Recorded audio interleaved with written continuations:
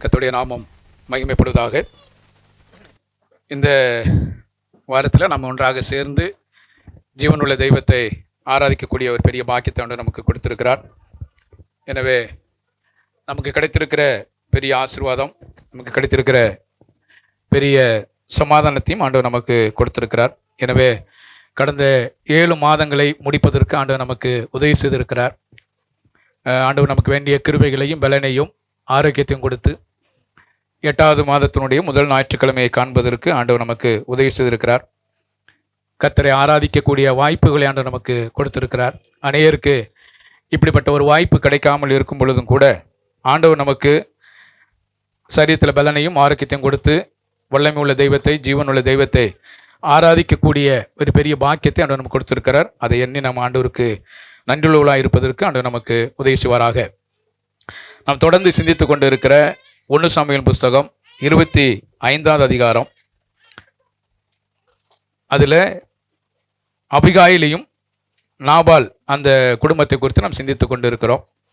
கடந்த ஒரு சில வாரங்களாக இந்த குடும்பத்தை சிந்திக்க முடியாத ஒரு நிலை இருந்தது. அதற்கு மாறாக வேறொரு தலைப்பின்களாக பேசுவதற்கு ஆண்டவர் உதவி செய்திருக்கிறார். இந்த நாளில் நாபாலினுடைய குடும்பம், கடந்த நாட்களில் நாபாலுடைய குணத்தை குறித்து நம்ம சிந்தித்தோம். நாபால் எப்படிப்பட்டவராக இருந்தார், அவருடைய குடும்பத்தில் ஏற்பட்ட பிரச்சனைகள் என்ன, அதை குறித்து நம்ம கடந்த செய்தியில் கேட்டோம்.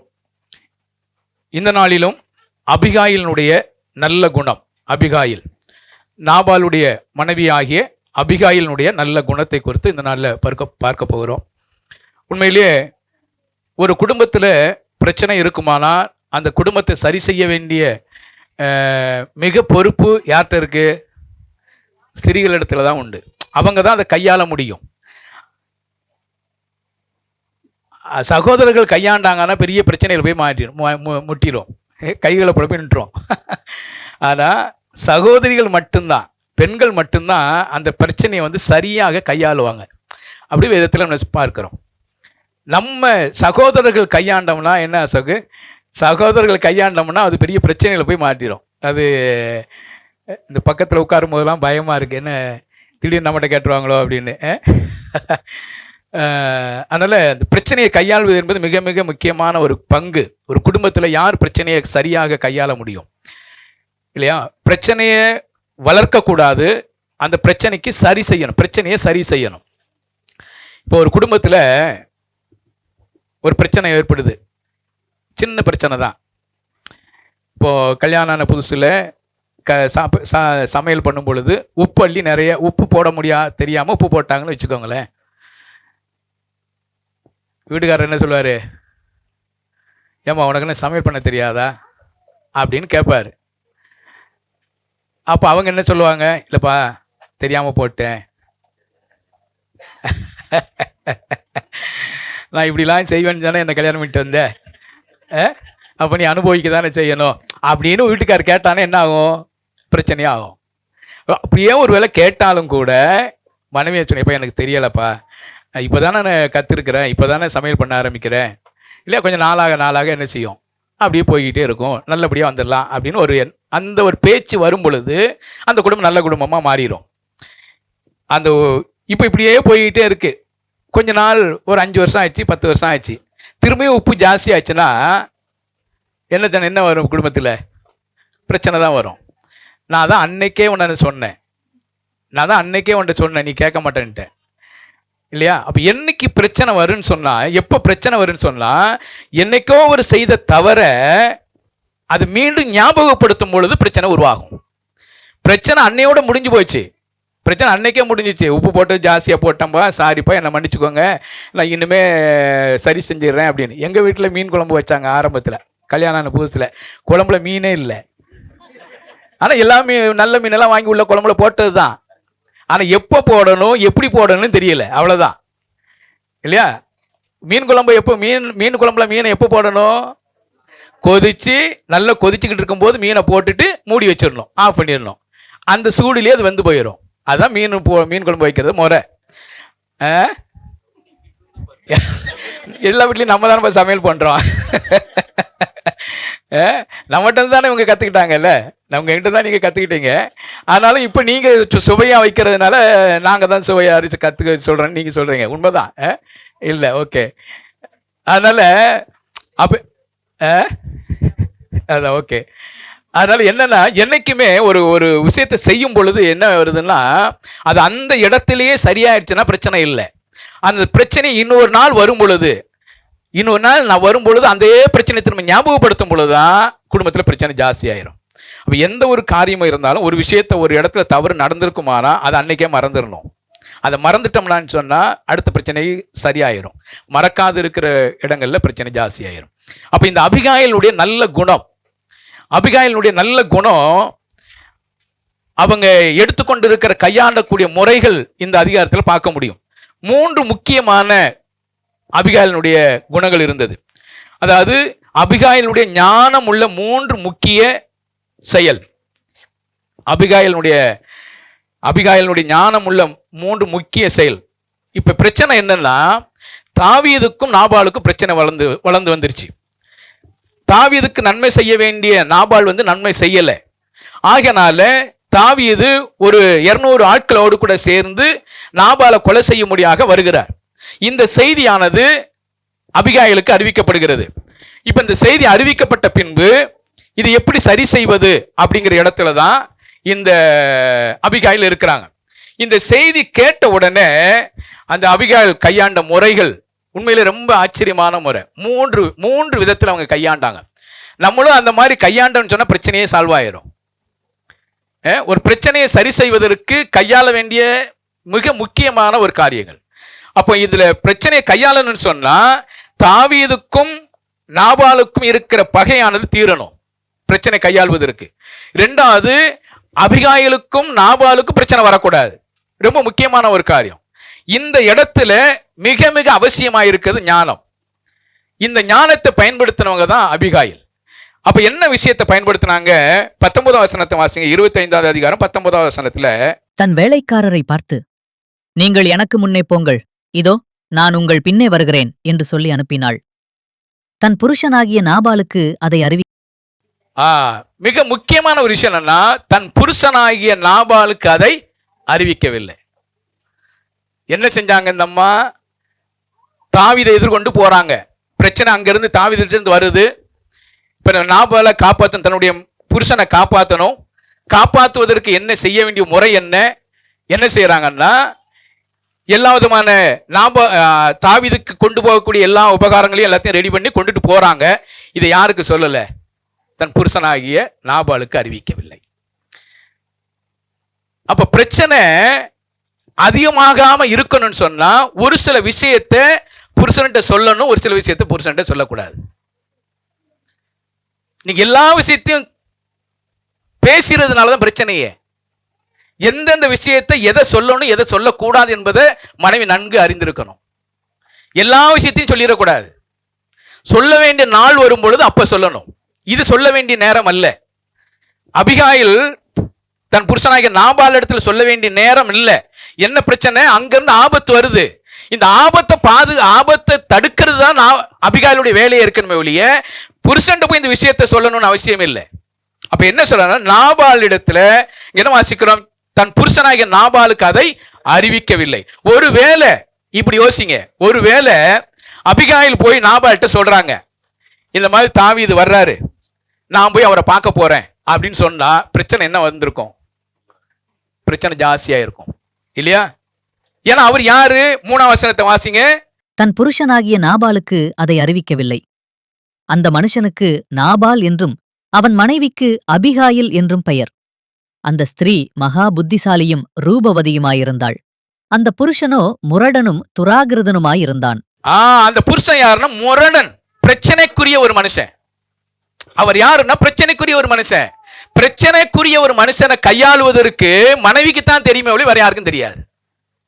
தாவீதுக்கு தெரியாது, வேற யாருக்கும் தெரியாது. என்னுடைய நிலையை குறித்து அறிந்திருக்கு, என்னுடைய பிரச்சனையை சரி செய்வதற்கு என் மனைவிக்கு மட்டும்தான் தெரியும், வேற யாருக்கும் தெரியாது. அவங்களுடைய வீட்டுக்காருக்கு அவங்களுடைய பிள்ளைகளை எல்லா பிள்ளைகளை போல எல்லா பிள்ளைகிட்டையும் இது பண்ண முடியாது. நீங்க ஸ்கூல்ல இருக்க டீச்சர்ஸ்ட கேட்டு பாருங்க, எல்லா பிள்ளைகளும் ஒண்ணு போல அவங்க ட்ரீட் பண்ண முடியாது. இந்த பிள்ளை ஒரு மாதிரி பண்ணணும், அந்த பிள்ளை ஒரு மாதிரி தான் பண்ணணும். ஒண்ணு போல எல்லா பிள்ளைகளையும் ஒரே மாதிரி நீங்க அடிச்சிட்டீங்கன்னா அவன் கோபமாயிருவான். ஒரு பிள்ளையை அடிக்கணும், ஒரு பிள்ளையை அணைக்கணும், இப்படிதான் செய்ய முடியும். எல்லா பிள்ளைகளுக்கும் ஒண்ணு போல என்ன செய்ய சொல்ல முடியாது. அப்ப இங்க என்ன வாசிக்கிறோம்? அவன் முரடன், அவருக்கு பிரச்சனைக்குரிய ஒரு மனுஷன், அவருக்கு பிரச்சனை, அவரு முரட்டுத்தனமான ஒரு ஆளு இல்ல, முரட்டுத்தனமான ஒரு ஆள் சொல்லுவாங்களா, முரட்டுத்தனமா ஆளு உடம்புல அல்ல, குணமே முரட்டுத்தனமா இருக்கும். எதை பேசினாலும் பிரச்சனைக்குரியவா இருக்கும், எதை பேசினாலும் சண்டை வாங்குற மாதிரியே இருக்கும். இப்ப இந்த மனுஷனை எப்படி கையாளுவது? ரொம்ப கஷ்டம். அப்ப அந்த மனுஷனை கையாள்வதற்கு யாருக்கு எல்லா விதமான எல்லாத்தையும் சரி செய்ய முடியும்னா தன்னுடைய மனைவிக்கு மட்டும்தான் தெரியும். இரண்டாவது என்ன வாசிக்கிறோம்? 17வது வசனத்துல வாசிக்கும் பொழுது, இப்போதும் நீர் செய்ய வேண்டியதை கவனித்துப் பாரும். நம்முடைய எஜமான் மேலும் அவருடைய வீட்டார் யாவர் மேலும் நிச்சயமாய் ஒரு பொல்லாப்பு வருகிறதாயிருக்கிறது. இவரோ ஒருவரும் தம்மோடே பேசக்கூடாதபடிக்கு பேலியாளின் மகனாயிருக்கிறார் என்றார். ஒருவரும் தன்னோடு பேசக்கூடாதபடிக்கு என்று சொல்லி வாசிக்கிறோம். பிடிவாதம் உள்ள ஒரு மனுஷன், யாரும் அவர்கிட்ட பேச முடியாது.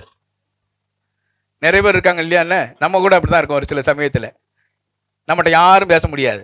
சொல்லுவாங்கல்ல, எப்போ அவர்கிட்ட எல்லாம் பேசவே முடியாதுப்பா, ஏதாவது பேசினா பிரச்சனை ஆயிரும் சொல்லுவாங்க இல்லையா. அவர்கிட்ட பேசவே முடியாது.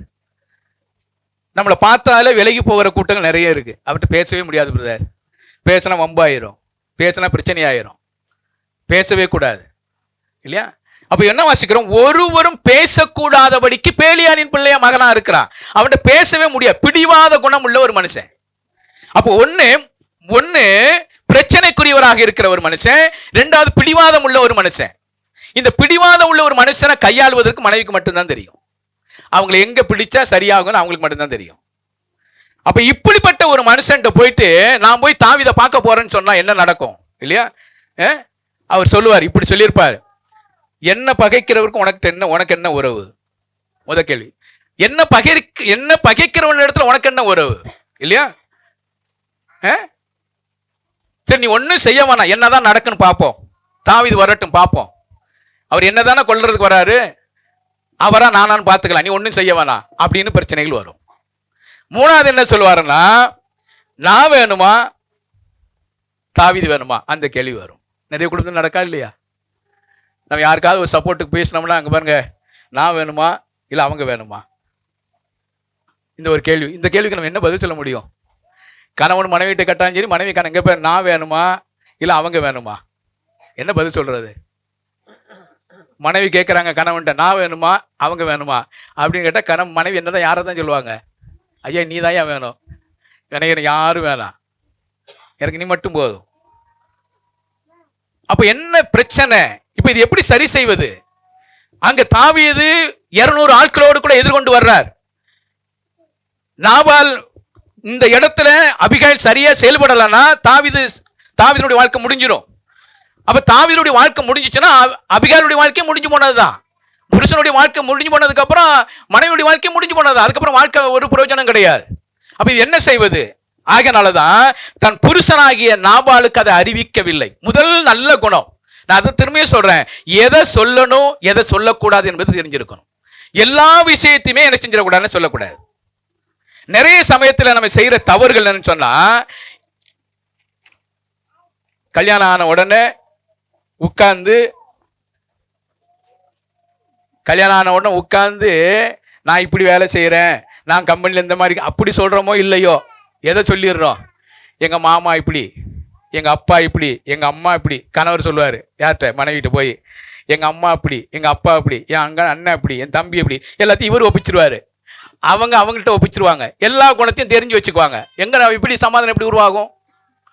என்ன பேசணுங்கிறது மட்டும் தெரிஞ்சு வச்சிருக்கணும். சமாதானத்துக்கு அடுத்த விஷயங்களை மட்டும்தான் பேசணும் இல்லையா? சொல்ல வேண்டிய நேரத்தில் சொல்லணும்.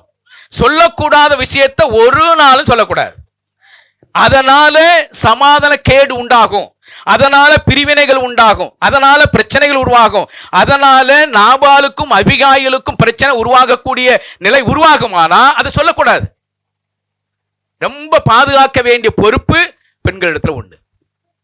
அபிகாயில் ஞானம் உள்ள ஒரு ஸ்திரியாக செயல்பட்டார். தாவீதை பார்க்க போறாங்க, அங்க போய் அந்த பிரச்சனையை சரி செய்யக்கூடிய ஒரு பெரிய ஒரு காரியம் இருந்தது. அப்ப அவங்களுடைய மனசுல இருந்த ஒரு காரியம் என்னன்னா, தாவீதுக்கும் நாபாலுக்கும் பிரச்சனை வரக்கூடாது. இரண்டாவது, நாபாலுக்கும் அபிகாயிலுக்கும் பிரச்சனை உருவாயிடக்கூடாது. ஒரு பிரச்சனை கையாள்வது என்பது சும்மா சுலபமான காரியம் இல்ல. குடும்ப பிரச்சனை, இது குடும்ப பிரச்சனை, இது சமுதாய பிரச்சனை இல்ல, இது ஒரு குடும்ப பிரச்சனை. கணவனுக்கும் மனைவிக்கும் பிரச்சனை கிடையாது, ஆனா கணவனுக்கும் ராஜாவுக்கும் ஒரு பிரச்சனை, அங்க எதிராளிக்கு இன்னொரு பிரச்சனை. ஆனா இவங்களுக்குள்ள பிரச்சனை வந்துடக்கூடாது, இன்னொரு மனுஷன் மூலமாக குடும்பத்துக்குள்ள பிரச்சனை வந்துடக்கூடாது. ரொம்ப கவனமா இருக்க வேண்டிய ஒரு இடம். ராஜா தாவீதின் மூலமாக குடும்பத்துக்குள்ள பிரச்சனை வந்துடக்கூடாது. அப்ப அதுக்கு என்ன செய்யணும்? அதை தான் அபிகாயில் செய்றாங்க. அபிகாயில் கையாளக்கூடிய மிக முக்கியமான ஒரு காரியம், தன்னுடைய புருஷனுக்கு அதை அறிவிக்கவில்லை என்று சொல்லி வாசிக்கிறோம். அப்போ மிக முக்கியமா நம்ம தெரிந்து கொள்ள வேண்டிய ஒரு காரியம், சமாதானத்துக்கு அடுத்த விஷயங்களை மட்டும் என்ன செய்யணும் பேசணும். சமாதானத்துக்கு அடுத்த விஷயங்களை மட்டும் நம்ம என்ன செய்யணும் பேசணும். அபிகாயில் அதை மிக நேர்த்தியாக செய்த ஒரு அபிகாயில். நீ பாருங்க, நீதிமொழியின் புஸ்தகம் 14வது அதிகாரம் 1வது வசனத்துல இப்படி வாசிக்கிறோம், புத்தி உள்ள ஸ்திரீ தன் வீட்டை கட்டுகிறார், புத்தி இல்லாத ஸ்திரியோ தன் கைகளினால் வீட்டை இடித்து போடுகிறார்.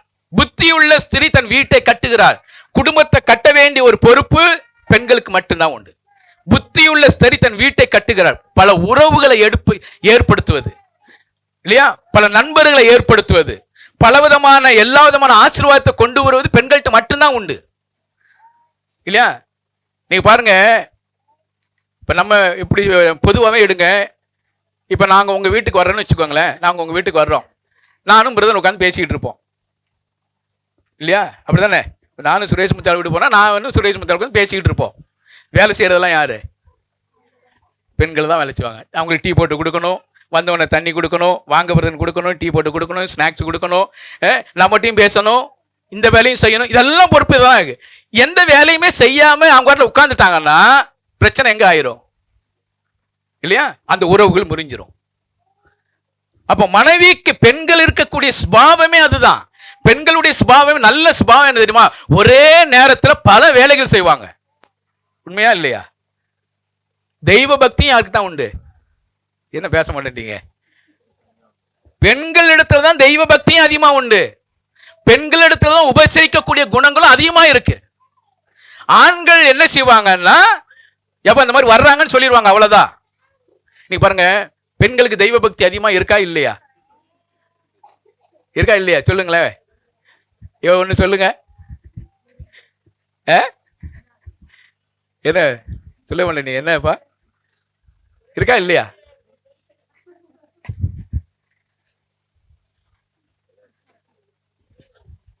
ஒண்ணுமே இல்லையா? நீங்க பார்த்தா ஒண்ணுமே இல்லாத மாதிரியே தான் இருக்கிறீங்க நீங்க. நீங்க பாருங்க, அதாவது புறஜாதியான ஜனங்களை எடுத்துக்கோங்க, மற்ற ஜனங்களை எடுத்துக்கோங்க.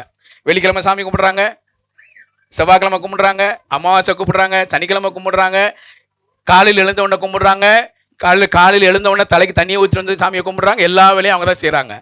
ஆனால் ஆண்கள் என்ன செய்கிறாங்க? நல்லா 8 மணிக்கு எந்திரிக்க வேண்டியது, டீ குடிக்க வேண்டியது, அப்படியே வேலைக்கெல்லாம் போயிட வேண்டியது. எந்திரிச்சு 5 நிமிஷம் ஜோம் பண்ணிட்டு முடிச்சுட்டு போயிடுது, அதான் அவ்வளோ முடிஞ்சு நம்ம கதை. ஆனால் அவங்க எல்லா வேலையும் இதன் மத்தியில் பிள்ளைகளுக்கு சாப்பாடு ரெடி பண்ணி கொடுக்கணும், வீட்டுக்காரனுக்கு சாப்பாடு ரெடி பண்ணி கொடுக்கணும், டீ போட்டு கொடுக்கணும், இவ்வளோ வேலையும் செய்யணும். இவ்வளோ எல்லா வேலையும் செய்து இவங்களை அனுப்பணும் இல்லையா? இதன் மத்தியிலும் தெய்வ பக்தியும் உண்டு. அப்ப தெய்வ பக்தியும் அவங்ககிட்ட தான் அதிகமா இருக்கு. இந்துக்களுடைய நிலை இப்ப நீங்க அவங்கள பாருங்களேன். நம்மெல்லாம் ஒன்னுத்துக்கும் பிரயோஜனம் இல்லை, ஜெபம் பண்றதே கிடையாது, நம்ம வேதத்தை படிக்கிறதே கிடையாது. ஆனா அவங்க பார்த்தீங்கன்னா செவ்வாய்க்கிழமை, வெள்ளிக்கிழமை, சனிக்கிழமை, காலையில, சாயந்தரம், அமாவாசை, பௌர்ணமி, கீர்த்திகை, அந்த காலம், இந்த எல்லா நாட்களும் பூஜையோட இருக்கிறாங்க. நம்ம ஜெபம் பண்றதுக்குன்னு ஒரு நேரத்தை கூட நம்மளால ஒதுக்க முடியல. ஜெபம் பண்றதுக்கு நேரம் ஒதுக்குறோமா? எவ்வளவு நேரம் நமக்காக செலவு பண்ணிக்கிட்டு இருக்கிறோம் இல்ல? எவ்வளவு நேரம், எத்தனை மணிக்கு, எவ்வளவு நேரமானாலும் பரவாயில்ல, எந்த நேரமா இருந்தாலும் பரவாயில்ல, நமக்காக எவ்வளவு நேரங்கள் செலவு பண்ணிக்கிட்டு இருக்கிறோம். ஆனா தேவனோடு கூட இருக்கிற உறவுல மிக மிக ரொம்ப ரொம்ப கஷ்டம். பெண்களுக்கு தேவ பக்தி அதிகமா உண்டு. அதை நம்ம பயன்படுத்திக்கணும், அதை நம்ம செய்ய பழகிக்கணும் இல்லையா? அதைத்தான் வாசிக்கிறோம், புத்தி உள்ள ஸ்திரீ தன் வீட்டை கட்டுகிறார். அவங்களை எப்படி கொண்டுட்டு வரணும் இல்லையா? அவங்களை எப்படி, இந்த வீட்டை எப்படி கட்டணும், இந்த வீட்டுக்கு உண்டான எல்லா காரியத்தை எப்படி செய்யணும், யார் யாரெல்லாம் சேர்க்கணும், இந்த உறவுகள் எல்லாம் சேர்க்கக்கூடிய மிக பொறுப்பு பெண்களுக்கு மட்டும்தான் உண்டு. ஆனா புத்தி இல்லாத ஸ்திரியோ தன் கைகளினால் வீட்டை இடித்து போடுகிறார். இல்லையா? வீட்டை இடிச்சு போட்டுருவாங்க. நான் மட்டும் போதும், வேற யாரும் வேணாம், நான் மட்டும் போதுங்கிற எண்ணங்கள் உருவாச்சினால அந்த வீட்டுக்குள்ள சமாதானம் இல்லாம போயிடும். இல்லையா? பாருங்க, நீதிமொழிகள் 30வது அதிகாரம் 12வது வசனத்தை வாசிக்கும் பொழுது, நீதிமொழிகள் 30:12, அவள் உயிரோடு இருக்கிற நாளெல்லாம் அவனுக்கு தீமையை அல்ல நன்மையையே செய்கிறாள். அவள் உயிரோடு இருக்க நாளெல்லாம் அவனுக்கு தீமை அல்ல நன்மையே செய்கிறாள். எவ்வளவுதான் எனக்கு தெரிஞ்ச ஒரு குடும்பம் இருந்தது, ரொம்ப நாளைக்கு முன்னாடி தான். அந்த புருஷன் முன்னாடிக்கு திடீர்னு சண்டை வந்துடும். சண்டை வந்ததுக்கு அப்புறம் பார்த்தீங்கன்னா, அந்த ஆளு பார்த்தீங்கன்னா தன்னுடைய மனைவியை அடிச்சாருன்னு வச்சுக்கோங்களேன், இந்த பல்லு கெட்டுற அளவுக்கு அடிச்சிருவாரு. பல்லு கட்டிடும், மூச்சு விட முடியாமல் போயிடும். அடிச்சு முடிச்சுட்டு ஒரு அரை மணி நேரம் கழிச்சு பார்த்தீங்கன்னா 2 பேரும் உட்காந்து பேசிக்கிட்டு இருப்பாங்க.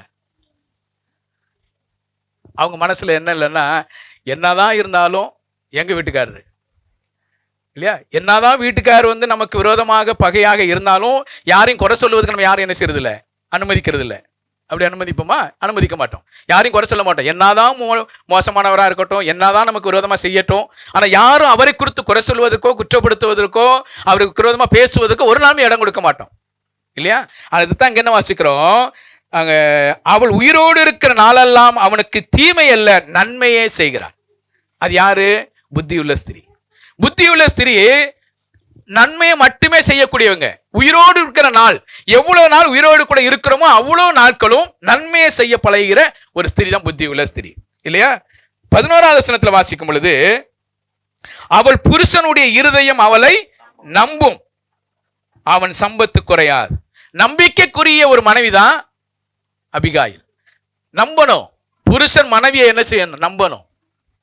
இல்லையா? அவள் புருஷனுடைய இருதயம் அவளை நம்பும். நிறைய பேர் நம்ப மாட்டுறாங்க, அதான் பிரச்சனையே.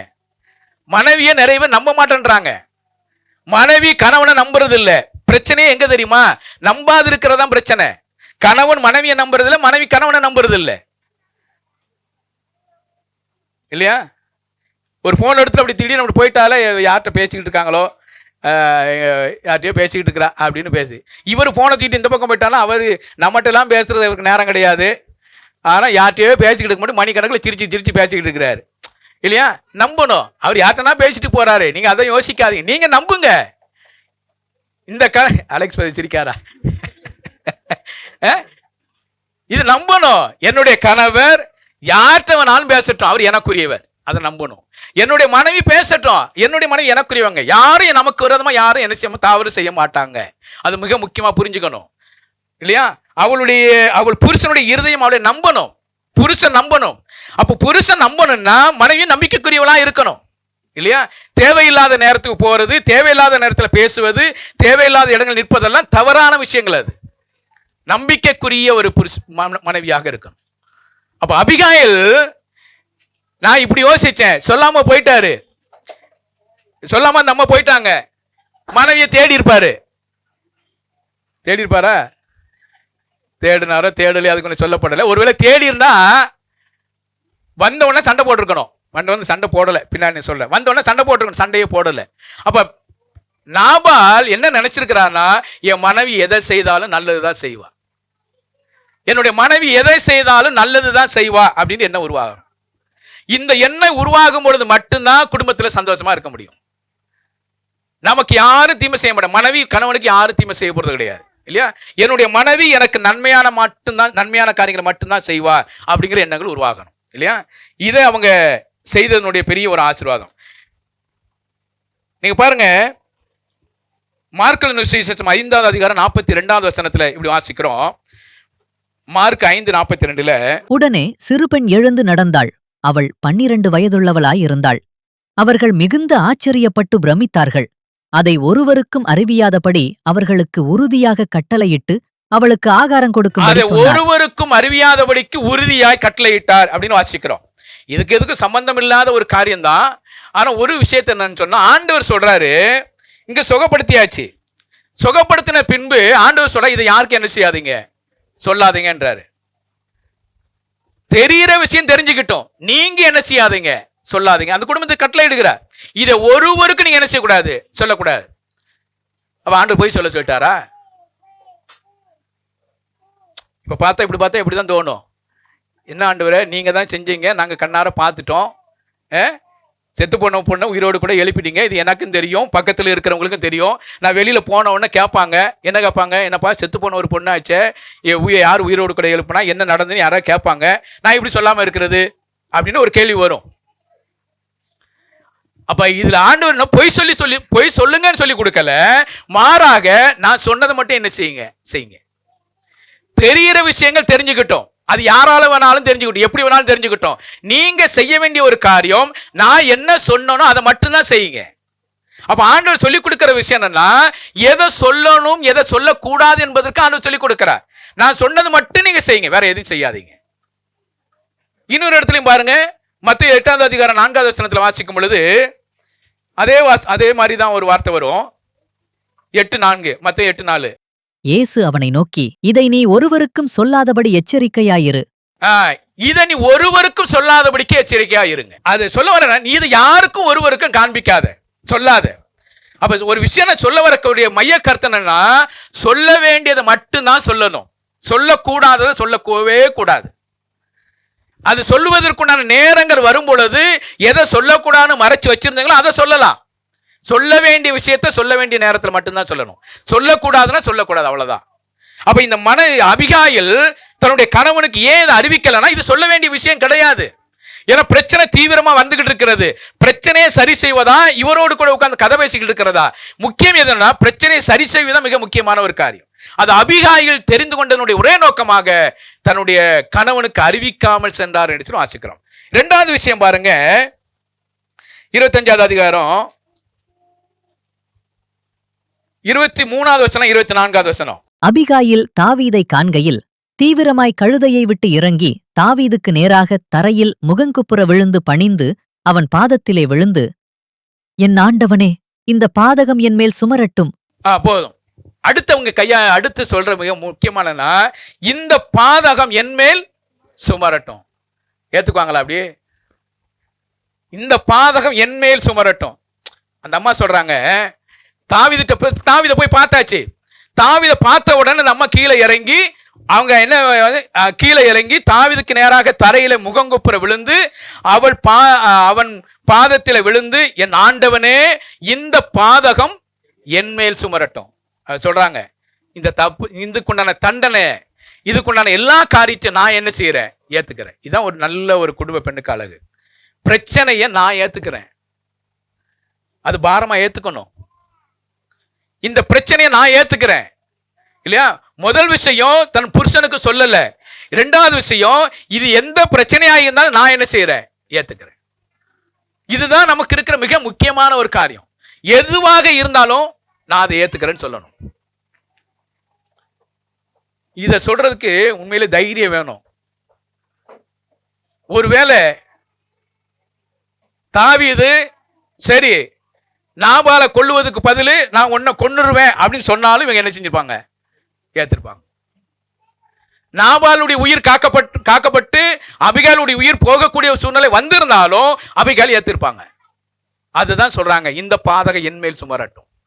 எல்லாவற்றையும் தன்மேல ஏற்றுக்கொள்ளக்கூடிய மனப்பக்குவம் நமக்கு உருவாகணும். அபிகாயிலுக்கு இருந்தது. அபிகாயிலுடைய பிரதானமான நோக்கமே தாவீதுக்கும் நாபாலுக்கும் பிரச்சனை வரக்கூடாது, கணவனுடைய உயிர் காப்பாற்றப்படணும். அதுதான் அபிகாயிலுடைய பிரதானமான நோக்கம். அதுக்கு அவங்க கையாண்ட முறை என்னன்னா, இந்த பாதகம் என் மேல் சுமரட்டும், அதை நான் ஏத்துக்கிறேன். உண்மையிலே யார் செய்ய வேண்டிய வேலை தெரியுமா? நாபால் செய்ய வேண்டிய வேலையை அபிகாயில் செய்யறாங்க. நாபால் தான் செஞ்சிருக்கணும். நான் பெரிய தப்பு பண்ணிட்டேன் ராஜாவே, நான் பெரிய தப்பு பண்ணிட்டேன், உங்களுக்கு செய்ய வேண்டிய நன்மையை நான் செய்யாம விட்டுட்டேன், என்னை மன்னிச்சிருங்க அப்படின்னு நாபால் போய் ராஜாவிட்ட போய் மன்னிப்பு கேட்டிருக்கணும்.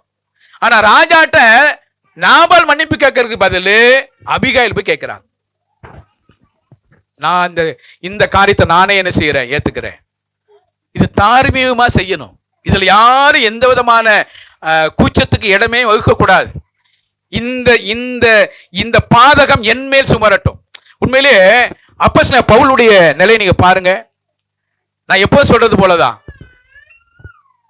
ஒனேசிமுக்காக பவுல் பிலோமன் இடத்துல வேண்டுகிறார். இவன் உன்னிடத்தில் எவ்வளவு கடன் பட்டிருந்தாலும் அதை நான் ஏத்துக்கிறேன்றார். உமக்கு யாதொரு தீங்கு செய்திருந்தாலும் அதை நான் ஏத்துக்கிறேன்றார். இவனுக்கு இந்த ஒனேசிமுக்காக வினோசிமு உன்னிடத்துல என்னென்ன விஷயங்கள் எல்லாம் கடன் பட்டிருந்தாலும், இல்ல உமக்கு என்ன விதத்துல கடன் கொடுக்க வேண்டிய சூழ்நிலை இருந்தாலும் சரி, எல்லாவற்றையும் நான் என்ன செய்யறேன், ஏத்துக்கிறேன். நீங்க அவனை சேர்த்துக்கோங்க. பிலோமோன் சொல்ற, ஒனேசிமை நீ சேர்த்துக்கோ. அவனுக்கு ஒருவேளை தண்டனை கொடுக்கணுமா, அதை என்கிட்ட வாங்கிக்கோ. இல்ல பணம் கொடுக்க வேண்டிய விஷயமா இருக்கா, அதை நான் ஏத்துக்கிறேன். அப்ப ஒனேசிமு என்னென்ன விஷயங்களா உனக்கு செய்ய வேண்டிய வேலைகள் இருக்குதோ அதை நான் செய்யறேன் என்று சொல்றார் இல்லையா? அது ஒரே ஒரு காரணம், ஒனேசிமும் பிலோமனும் ஒன்னாகணும். அதான் அவருடைய பவுலுடைய பிரதானமான நோக்கம். ஒனேசிமும் பவுலும் ஒன்னாகணும்.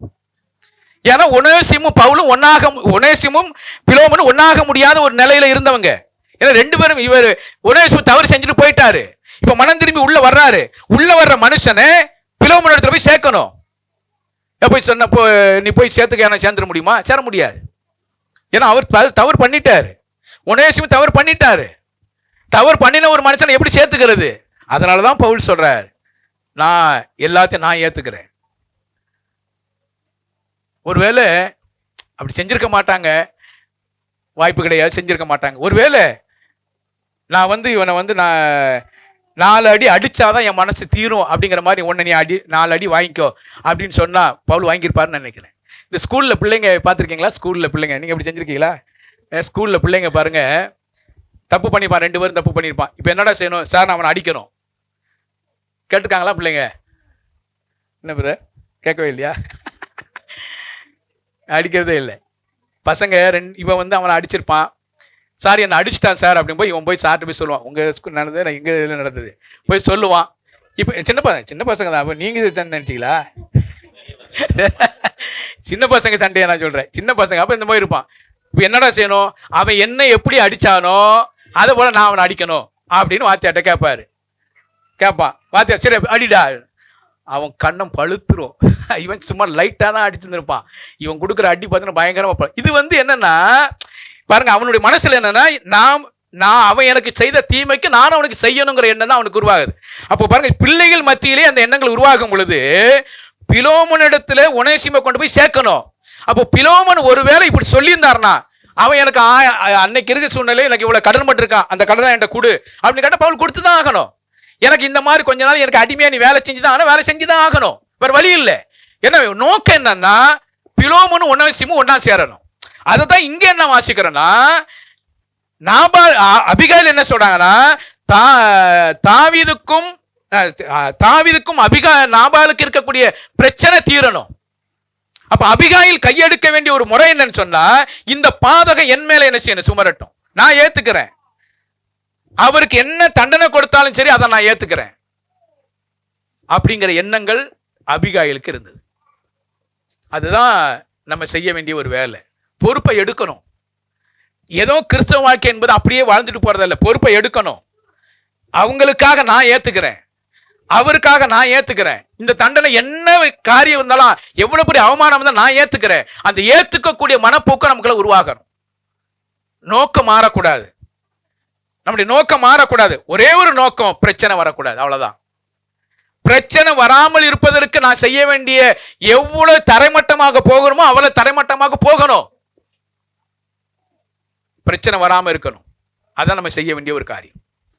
அபிகாயில் சொல்ற ஒரு காரியம், ஆண்டவரே இந்த பாதகம் என்மேல் சுமரட்டும், என்மேல் சுமரட்டும். என் ஆண்டவராய் இயேசு கிறிஸ்துவும் அப்படிதான் சொன்னார் இல்லையா? பிதாவே இவர்களை என்ன செய்யுங்க, மன்னிங்க. பிதாவே இவர்கள் செய்கிறது என்னதென்று அறியாது செய்யறாங்க, இவங்களை மன்னிங்க. இவங்களுக்காக நான் என்ன செய்யறேன், ஏத்துக்கிறேன், நான் ஏத்துக்கிறேன். நம்முடைய கிறிஸ்தவ வாழ்க்கையில் அந்த குணம் நமக்குள்ள உருவாகணும். கிறிஸ்தவ வாழ்க்கை என்பது ஏதோ வாழ்ந்துட்டு போறது அல்ல. ஆண்டவரே இயேசு கிறிஸ்து பிதாவிட சொல்கிறார், என்ன சொல்ற, இவர்கள் என்ன காரியம் செஞ்சாலும் இவங்க அறியாம செய்யறாங்க, இவர்களை மன்னிங்க. மன்னிப்பை கேட்டு வாங்கி கொடுக்கிற ஒரு ஆண்டவர். நம்ம என்ன செய்யறோம் யோசனை பண்ணி பாருங்க. நம்ம என்ன செய்யறோம் யோசனை பண்ணி பாருங்க. ஒருத்தர் ஆதாயப்படுத்துவதற்கு நான் செய்ய வேண்டிய வேலைகள் என்ன? தரைமட்டமாக இறங்கணும்னு நினைச்சா கூட இறங்கிதான் ஆகணும். இறங்கி ஆகணும். நம்ம இறங்குறோமா? நம்ம என்ன வரட்டு கௌரவத்தில் உட்கார்ந்துகிட்டு இருக்கிறோம். நான் ஏன் கேட்பேன்? நான் எதுக்கு கேட்கணும்? நான் ஏன் கேட்கணும்?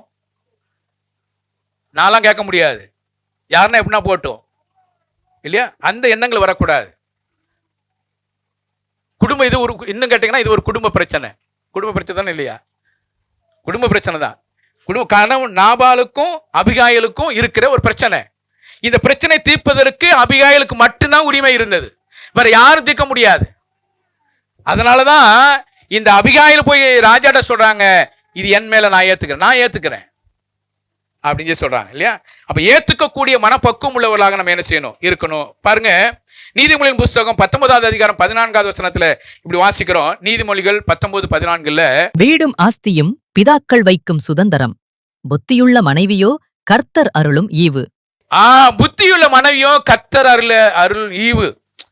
நமக்கு ஈவு கர்த்தர் கொடுக்கிற ஒரு பரிசு. அதை புரிஞ்சுக்கணும். நம்மளுக்கு தான், உங்களுக்கு தான் சொல்றேன்.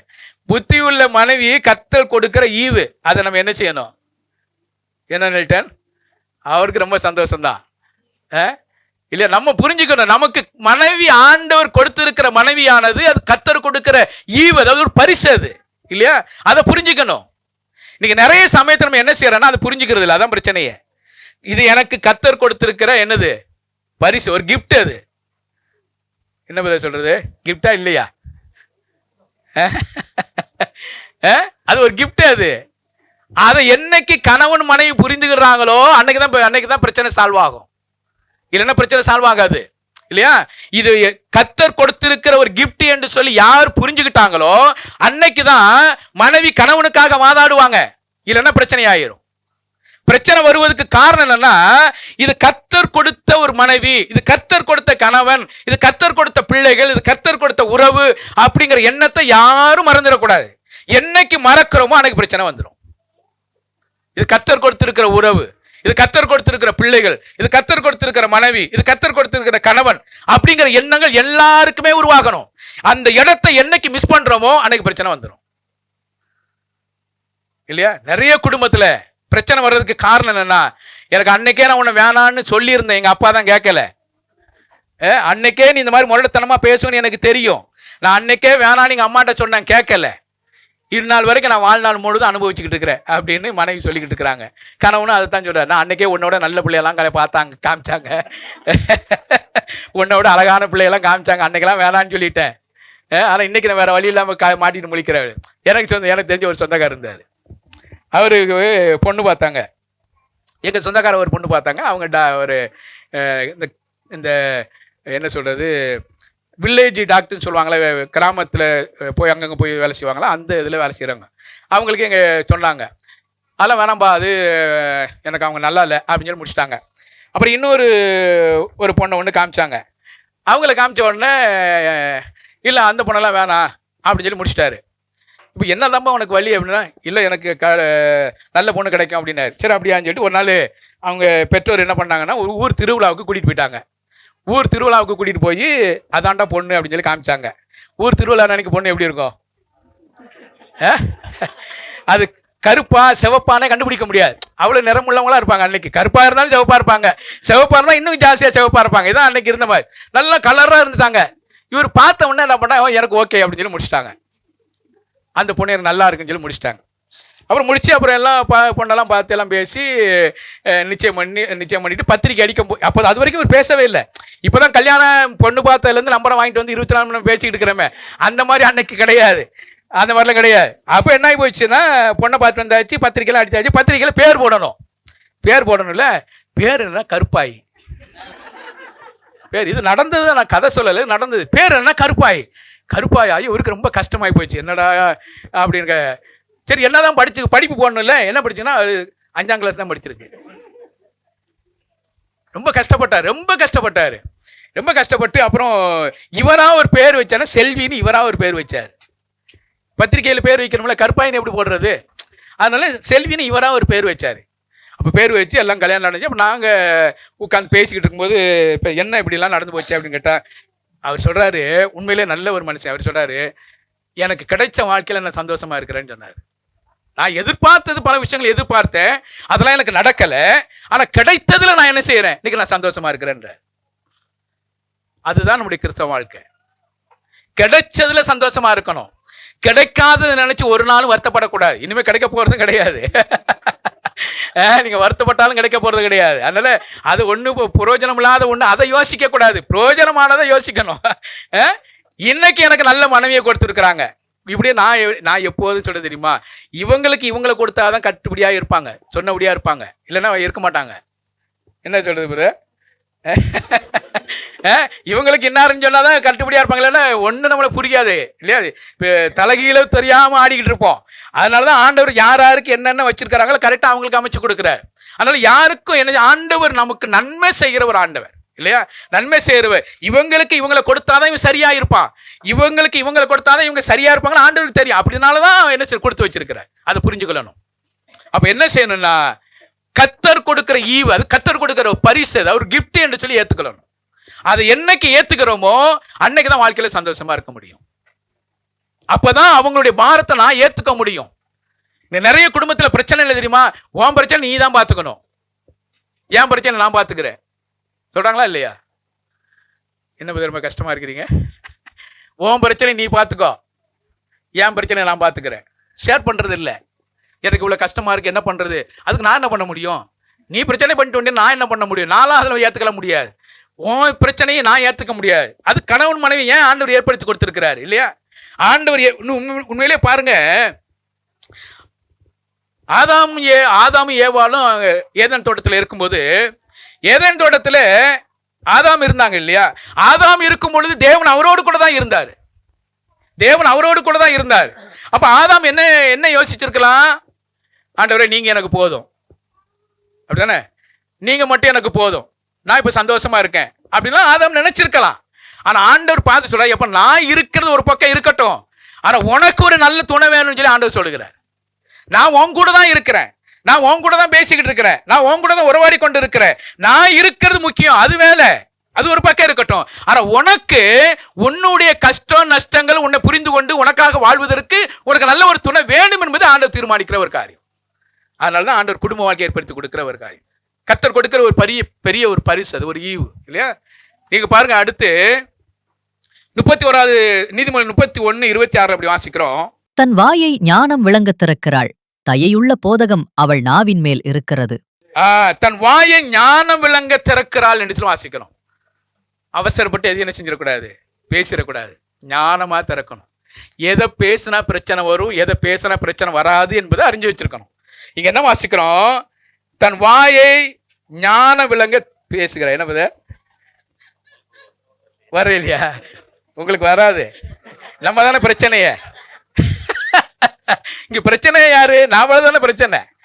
வீட்டுக்காரன் தானே பிரச்சனை. வீட்டுக்காரனுடைய பிரச்சனைக்கு தான் நம்ம மனைவி தள்ளாடிக்கிட்டு கிடக்குறாங்க. இன்னைக்கு எல்லா குடும்பத்தையும் அதான் பிரச்சனை. உண்மைதானே?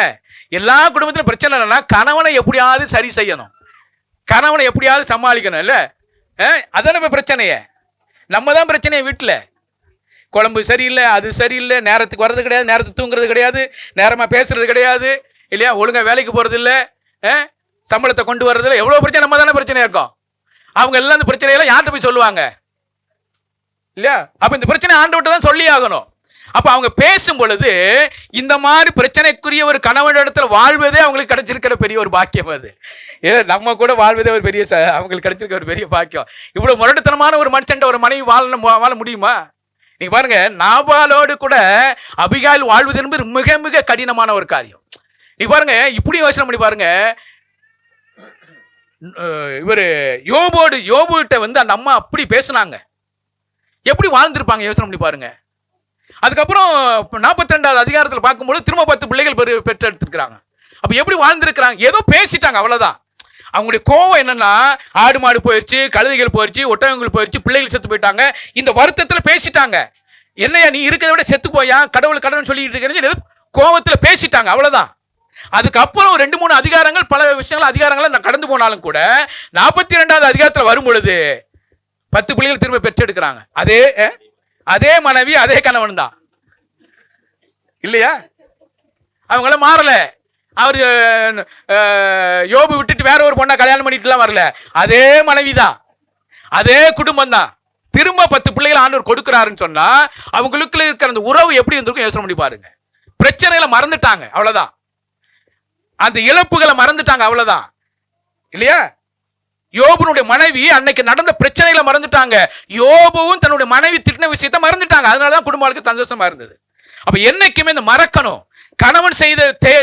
கணவன் செய்த நமக்கு விரோதமா ஏதாவது பேசியிருந்தாலோ செய்திருந்தாலோ சொல்லியிருந்தாலோ மனைவி மறக்கணும். மனைவி ஏதாவது சொல்லியிருந்தாலோ பேசியிருந்தாலும் கணவன் மறக்கணும். மறந்தா மட்டும்தான் குடும்ப வாழ்க்கை சந்தோஷமா இருக்க முடியும். மறக்கலன்னா பிரச்சனை. நம்ம புரிஞ்சு வச்சுக்கணும். மறக்கணும். மறப்பது என்பது கர்த்தர் நமக்கு கொடுத்திருக்கிற ஒரு பெரிய கிஃப்ட். அது நீங்க மறக்காம இருந்த மறக்கக்கூடிய சுபாவம் நமக்கு இல்லைன்னா வாழ்க்கையில சந்தோஷமா இருக்கவே முடியாது நாள் வரைக்கும். மறப்பது என்பது தேவன் கொடுத்திருக்கிற ஒரு கிஃப்ட். அது அதை நம்ம பயன்படுத்தி கொள்ளணும். நான் மறக்க மாட்டேன்னா ஆண்டவருக்கு விரோதமா பேசுறீங்கன்னு அர்த்தம். ஆண்டவர் உங்களுக்கு மறக்கிற குணத்தை கொடுத்திருக்கிறாரு. நான் மறக்க மாட்டேன்னு அவருக்கு விரோதமா பேசிக்கிட்டு இருக்கிறோம். நான் மறக்கவே மாட்டேன். இதெல்லாம் மறக்க முடியுமா பிரதர்? இது மறக்கக்கூடிய செயலா? இது மறக்கக்கூடிய வார்த்தையா? இது மறக்கக்கூடிய பேச்சா? அவங்க நடந்தது எப்படி என்னால மறக்க முடியும் அப்படின்னு சொல்றோம் பாத்தீங்களா? இது யாருக்கு விரோதமா பேசுறது? ஆண்டவர் உங்களுக்கு மறக்கிற குணத்தை கொடுத்திருக்கிறாரு. நான் அதெல்லாம் பயன்படுத்த மாட்டேன்னு சொல்லி நம்ம அவருக்கு விரோதமா நின்றுகிட்டு இருக்கிறோம். ஞானமா இருக்கணும் இல்லையா? அதுக்கு அடுத்து பாருங்க, நிறைய வசனம் இருக்கு, நேரம் இல்லாம முடிச்சிடுறேன். 3வது பாயிண்ட் பாருங்க, 36வது வசனம் 37வது வசனத்துல. அபிகாயில் நாபாலிடத்தில் வந்தபோது இதோ ராஜ விருந்துக்கு ஒப்பான விருந்து அவன் வீட்டிலே நடந்தது. அவன் இருதயம் களித்திருந்தது. அவன் மிகவும் வெறித்துமிருந்தான். ஆகையால் பொழுது விடியமட்டும் சிறிய காரியமானாலும் பெரிய காரியமானாலும் ஒன்றையும் அவனுக்கு அறிவிக்கவில்லை. பொழுது விடிந்து நாபாலின் வெறிதெளிந்த பின்பு அவன் மனைவி இந்த வர்த்தமானங்களை அவனுக்கு அறிவித்தாள். அப்பொழுது அவன் இருதயம் அவனுக்குள்ளே செத்து அவன் கல்லைப் போலானான். பாருங்க, சமயம் பார்த்து உண்மையை சொன்ன அபிகாயில் இல்லையா? சமயம் பார்த்து சொன்னாங்க. இப்ப வந்துட்டாங்க, தாவீதை பார்த்தாச்சு, பிரச்சனை எல்லாம் சால்வ் பண்ணியாச்சு. இப்ப வீட்டுக்கு வந்து பார்த்தா வெறித்தனமா இருக்கிறாரு. இவரு குடி வெறியில இருக்கிறாரு. குடிச்சு பயங்கர குடிகாரனா வெறியில இருக்கிறார். இந்த சமயத்துல போய் சொன்னாருன்னா எப்படி இருக்கும்? அவனே கோபக்காரனா இருக்கிறான். அவர் கோபம் உள்ளவர், குடியில இருக்கிறாரு, போதையில இருக்கிறாரு. இன்னும் போதையே தெரியல. போதையே தெரியாத இருக்கிற மனுஷன்ட்ட போயிட்டு நான் போய் தாவீதை பார்த்துட்டு வந்தேன், அவர் உன் மேல பயங்கர கோபமா இருந்தாரு, நான் போனதுனாலதான் உன்னை தப்பிச்சுக்கிட்ட, இல்லைன்னா உன்னை வந்து கொண்டு இருப்பாரு அப்படின்னு சொன்னா எப்படி இருக்கும் இல்லையா? இப்படி நான் எழுதி வச்சிருக்கேன், கோபமும் போதையும் சுய கட்டுப்பாட்டை இழக்க செய்யும். ஒரு மனுஷனுக்கு கோபம் அதிகமாச்சுன்னா சுய கட்டுப்பாட்டை இழந்துருவான், சுய மரியாதையை இழந்துருவான், என்ன செய்யறோம் என்கிற எண்ணமும் தெரியாம போயிடுவான். அதே மாதிரிதான் போதையும். போதை ஒரு மனுஷனுக்கு ஏற்பட்டுமானா சுய கட்டுப்பாட்டை இழந்துருவான், சுய மரியாதையை இழந்துருவான் இல்லையா? கோபமும் போதையும் ஒரே விதமா இருக்க வேண்டியது. கோபமும் போதையும் சுய கட்டுப்பாட்டை இழக்க செஞ்சிடும், சுய மரியாதை இழக்க செஞ்சிடும். என்ன செய்யறோம் என்கிற செயலுக்குள்ள தெரியாமே செஞ்சிருவாங்க. அதனாலதான் அவசரப்பட்டு கோபப்படக்கூடாது, அவசரப்பட்டு நினைச்சக்கூடாது, கோபப்படக்கூடாது. கோபப்பட்டுட்டாலும் எல்லா வேலையும் முடிஞ்சு போயிடும், அவ்வளவுதான். கோபப்பட்டு சண்டையை போட்டு எல்லாம் முடிஞ்சதுக்கு அப்புறம் சாரி சார்னா என்ன நடக்க போகுது? அடிச்சாச்சு, ஒருத்தனை அடிச்சாச்சு, சாரின்னா முடிஞ்சிருமா இல்லையா? அப்போ இந்த அபிகாயில் சமயம் பார்த்து, நேரம் பார்த்து, காத்திருந்து, கணவனுக்கும் மனைவிக்கும் உறவு முறிந்து போக கூடாது என்பதை அறிந்திருந்த இந்த அபிகாயில் ஞானமாய் பேசுகிறாங்க இல்லையா? சமயம் பார்த்து உண்மையை சொன்னார். பாருங்க என்ன வாசிக்கிறோம், பொழுது விடிந்து நாபாலின் வெறி தெளிந்த பின்பு அவன் மனைவி இந்த வர்த்தமானங்களை அவனுக்கு சொன்னான். காத்து இருந்தாங்க. நான் நினைக்கிறேன் இவர் எப்போ எழுந்திருப்பாரு, இவருடைய நிலை எப்போ மாறும், பழைய சுபாவத்துக்கு எப்போ வருவார், எப்போ இந்த பிரச்சனை வர்றதுக்கு முன்னாடி, தாவீதை சந்திக்கிறதுக்கு, தாவீதுடைய ஆட்கள் வந்து இவர்கிட்ட பேசுவதற்கு முன்னாடி இருந்திருப்பார் இல்லையா நாபால், அந்த குணம் வர்ற வரைக்கும் உட்காந்துக்கிட்டு இருக்காங்க. அது வரைக்கும் நம்ம உட்காந்துருக்கணும். அவசரப்பட்டு எதையும் பேசிடக்கூடாது. அவசரப்பட்டு பேசினா பிரச்சனையாயிரும். ஒரு குடிகாரட்டம் போயிட்டு இதெல்லாம் நடந்துச்சுட்டோம்னா அவன் என்ன செய்வான்? உடனே இன்னும் கொஞ்சம் வெறிதான் அதிகமாகும். அப்படி என்ன கொல்றதுக்கு வந்தாரா, அதை பண்ணாரா, இதை பண்ணா பயங்கர வெறி ஜாஸ்தியமாகி போயிடும். இன்னும் பிரச்சனைகள் அதிகமாகி போயிடும். அவங்க பிரச்சனை கையாள்வதற்கு சமயம் பார்த்து பேசின ஒரு காரியம் பாருங்க. நீதிமொழிகள் 15வது அதிகாரம் 23வது வசனத்தில் அப்படி வாசிக்கிறோம். நீதிமொழிகள் 15:23 மனுஷனுக்கு தன் வாய்மொழியினால் மகிழ்ச்சியுண்டாகும். ஏற்ற காலத்தில் சொன்ன வார்த்தை எவ்வளவு நல்லது. தன் வாய்மொழியினால் மகிழ்ச்சி உண்டாக்கும். மனுஷனுக்கு தன் வாய்மொழியினால் மகிழ்ச்சி உண்டாக்கும். ஏற்ற காலத்தில் சொன்ன வார்த்தை எவ்வளவு நல்லது. இன்னொரு வசனம் அழகா சொல்றாரு. 25:11 வாருங்களேன். 25:11 ஏற்ற சமயத்தில் சொன்ன வார்த்தை வெள்ளித்தட்டில் வைக்கப்பட்ட பொற்பழங்களுக்கு சமானம். ஏற்ற சமயத்தில் சொன்ன வார்த்தை பொன் தட்டில் வைக்கப்பட்ட வெள்ளித்தட்டில் வைக்கப்பட்ட பொற்பழங்களுக்கு சமானம். ஏற்ற சமயத்தில் சொன்ன வார்த்தை. அப்படியே ஒரு வெள்ளித்தட்டில் பழத்தை கொண்டு வந்து கொடுத்தா எப்படி இருக்கும்? அது ஒரு மரியாதை, அது இல்லையா? சரியான சமயத்தில் சொன்னோமானா அது மதிப்பிடக்கூடியதாக இருக்கும். ஏன்னா அவரும் சரியா இருக்கிறாரு. நான் சரியான சமயத்தில் சரியான விதத்தில் சொன்னா மட்டும்தான் சொல்றவங்களுக்கு மதிப்பு, கேட்கிறவங்களுக்கு மதிப்பாகும். போதையில இருக்கும் பொழுது, கோபத்தில் இருக்கும் பொழுது நீங்க போய் சொன்னாங்கன்னா சொன்னவங்களுக்கும் பிரயோஜனம் கிடையாது. சொன்னவனும் மதிப்பு போயிடுவான், கேட்டவனுக்கும் மதிப்பு இல்லாமல் போயிடும், இல்லையா? எப்போ போய் ஒரு மனுஷன் சொல்ல முடியும்? நம்மளே சொல்லுவோம்ல, இப்ப பேச வேணாம், கொஞ்சம் நிதானமா பேசலாம். அப்படின்னா என்ன அர்த்தம்? நிதானம் இல்லாம இருக்காரு, கொஞ்ச நாள் ஆகட்டும், நிதானமா பேசுவோம். இப்ப பேசினா பிரச்சனை ஜாஸ்தி ஆகி போயிடும். அப்ப சரியான சமயத்தில் பேசும்பொழுது மதிப்பு, மரியாதை உருவாகும். அதான் ஏற்ற சமயத்தில் சொன்ன வார்த்தை வெள்ளித்தட்டில் வைக்கப்பட்டிருக்கிற பொல் பழங்களுக்கு சமானம், இல்லையா?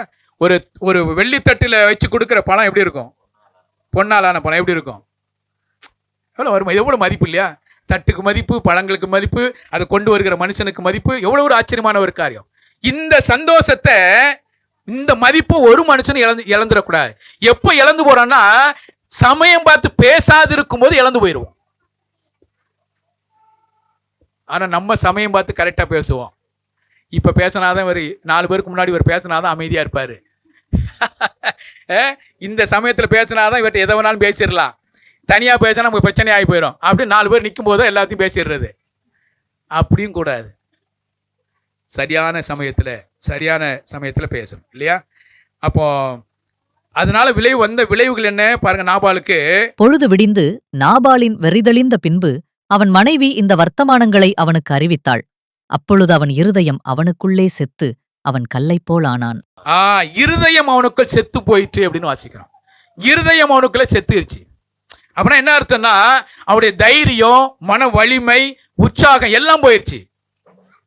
ஏன்னா அவருடைய நிலை வித்தியாசமான ஒரு நிலையில ஒரு மனுஷன்ட்ட போய் திரும்ப எல்லாம் தெளிந்ததுக்கு அப்புறம் சொல்றாரு, இந்த மாதிரி ராஜாவுக்கு நீ பிரச்சனை பண்ணிட்டேப்பா, ராஜா உன்னை கொலை செய்ய முடியாது, 200 ஆட்களோடு கூட வந்தாங்க, நான் போனேன், பார்த்தேன், இப்படிலாம் பேசினேன், ராஜா கோபத்தை விட்டு மனம் திரும்பி அப்படி வீட்டுக்கு போயிட்டாரு. இப்படிலாம் சொன்ன உடனே நான் ராஜாவுக்கு விரோதமா இப்படி பேசிட்டேனா, நான் செய்து எவ்வளவு பெரிய தவறான ஒரு காரியம். அப்படி இருதயம் செத்து போயிடுச்சு. முன்ன தைரியமா பேசினார் இல்லையா, ஈசா யார், தாவீது யார், நான் ஏன் அவனுக்கு சாப்பாடு கொடுக்கணும் அப்படின்னு பேசினார்ல, அந்த தைரியம் போயிடுச்சு. அவன் என்ன வேணா செய்யலாம் பார்க்கலாங்கிற என்ன அது போயிருச்சு. அப்ப செத்த மனுஷன இருதயம் கல்லா மாறிடுச்சு. இனிமே அவரால் ஒண்ணுமே செய்ய முடியாத ஒரு நிலைக்கு மாறி போயிட்டார். கல்லை போனாலான. அதுக்கு அடுத்த வசனத்தில் வாசிக்கும் பொழுது கர்த்தர் நாபாலை வாதித்தார். என்னைக்குமே நான் நியாய தீர்ப்பு செய்யக்கூடாது. யாருமே நியாய தீர்ப்பு செய்வதற்கோ பழி வாங்குவதற்கோ எனக்கு உரிமையே கிடையாது. தேவன் நியாயம் உள்ளவர். தேவன் தாவீதுக்காக வாதாடுவார், அவ்வளவுதான். நான் யாருக்கும் வாதாடணும் அவசியமே கிடையாது. தேவன் யாருக்காக யாரை வாதாடணும் தேவனுக்கு மட்டும் தெரியும். நான் செய்ய வேண்டிய ஒரே ஒரு காரியம் சொன்னா, என்னுடைய பக்கத்துல இருந்து சொல்ல வேண்டிய விஷயத்தை சொல்லணும், சொல்லக்கூடாத விஷயத்தை சொல்லாமல் இருக்கணும், என் மேல அந்த பழியை சுமருவதற்கு நான் ஏற்றுக்கொள்ளணும். இந்த 3 காரியங்கள். அப்ப அவங்க செய்திருக்கிற 3 காரியங்கள் என்ன? ஒண்ணு, ஞானத்தோடு செயல்படுகிற ஒரு காரியம். என்ன சொல்றாங்க? புருஷனாகிய நாபாலுக்கு அதை அறிவிக்கவில்லை. சொல்ல வேண்டிய விஷயத்தை சொல்லணும். அவங்க இதை சொல்லக்கூடாதுன்னு நினைச்சாங்க, சொல்லல, அவ்வளவுதான். 2வது காரியம் என்ன? அவர் சொல்ற, இந்த பாதகம் என் மேல் சுமரட்டும். 3வது வாசிக்கும் பொழுது சமயம் பார்த்து உண்மையை சொன்ன அபிகாயில். நம்ம எப்படி இருக்கிற யோசனை பண்ணி பாருங்க. இதனால ஒரு பெரிய விஷயம் என்ன? நாபாலுக்கும் அபிகாயிலுக்கு நல்ல உறவு வந்தது. அவங்களுக்குள்ள பிரச்சனை இல்லை, அவங்களுக்குள்ள பிரச்சனை இல்லை. தாவீதுக்கும் நாபாலுக்கும் பிரச்சனை இல்லை. அந்த பிரச்சனை எல்லாம் சால்வ் ஆகி போச்சு. இப்ப நாபாலுக்கும் தாவீதுக்கும் இருக்கிற பிரச்சனையும் சால்வ் ஆகி போச்சு. கணவன் மனைவிக்கு உண்டான உறவுகளுக்குள்ளே புதுப்பிக்கப்பட்டாயிருச்சு.